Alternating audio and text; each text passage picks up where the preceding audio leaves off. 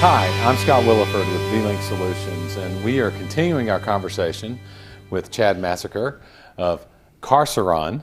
And when we left last time, we were talking about networking and how that has been a big part of your business strategy from day one.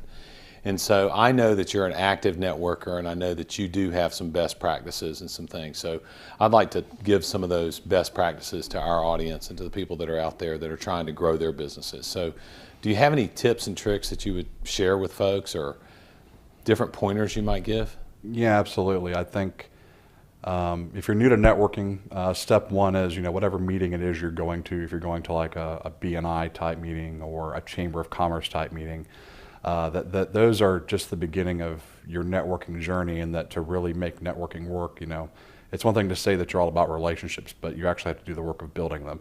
And you don't build a relationship at a mixer or at a BNI meeting. You build a relationship offline. Those meetings are kind of how you meet new people, maybe how you maintenance a relationship, but the real process happens one-on-one, extraneous of that.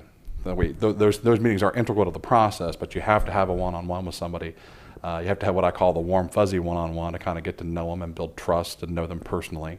And then I think later you sit down and you have more meaningful one-on-ones that relates to business development and say, here's what I do, how can I help you, and I need to know what you do so I can help you more, so on and so forth.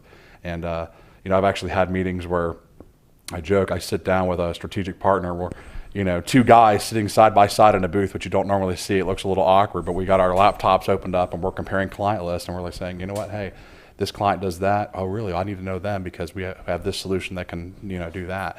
But you got to actually sit down and take the time to do that, not just take their card and say, yeah, I'll get back to you, do email follow-ups, use the phone more, have more meetings one-on-one, spend time with somebody else. And then I say the other thing is that if you're going to get involved in all these organizations, take a leadership role. If you're going to be on a charity group like Kiwanis or your church, or even if you're going to be in the Chamber of Commerce or a BNI or anything like that, take a leadership role. Right. Become the president, become a treasurer or something like that, and get seen, build credibility. I think those two things will take people a long way down the road. Yeah, I heard somebody say that nobody knows you exist if you're invisible. That's right. So I also had heard a saying, and you kind of touched on it with the whole concept of getting to know and building relationships, is no one cares what you know if they don't know that you care. Sure. And so I would say that you obviously have a lot of business relationships that you are managing, but they have to know that you're, I know the slogan is givers gain, and give it more. So how does that play when you have as many relationships as you're trying to manage to grow a business? How do you manage all of that? What are your techniques that you do to keep up and to keep people informed? What are some things that you do? I think what you'll find is that, and this may sound slightly arrogant, but if you spend the amount of time that I have becoming well networked, then you'll find that people start to gravitate towards you to wanting to connect first, which obviously in some regards is helpful. But that's only because I've spent a lot of time being that guy in the beginning and giving myself a lot first and giving them my connections first and trying to connect people.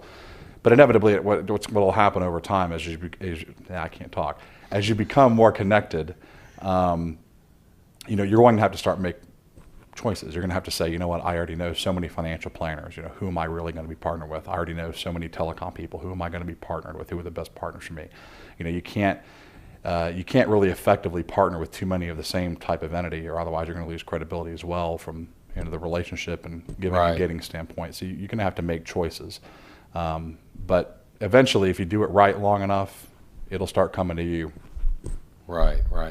Well, in hearing you talk, it sounds like that, you've managed your network and you've kind of have an inner circle of folks that you really rely on, and they obviously rely on you.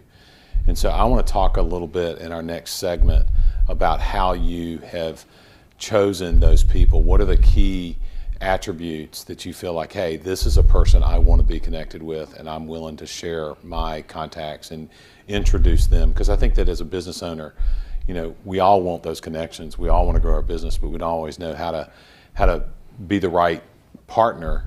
We that whole side of things. So This is Scott Williford, and well, I'm Scott Williford, and this is Chad Massaker, and we'll be back with our next segment as we wrap up our discussion on how to grow your network and how to really choose the right people to network with.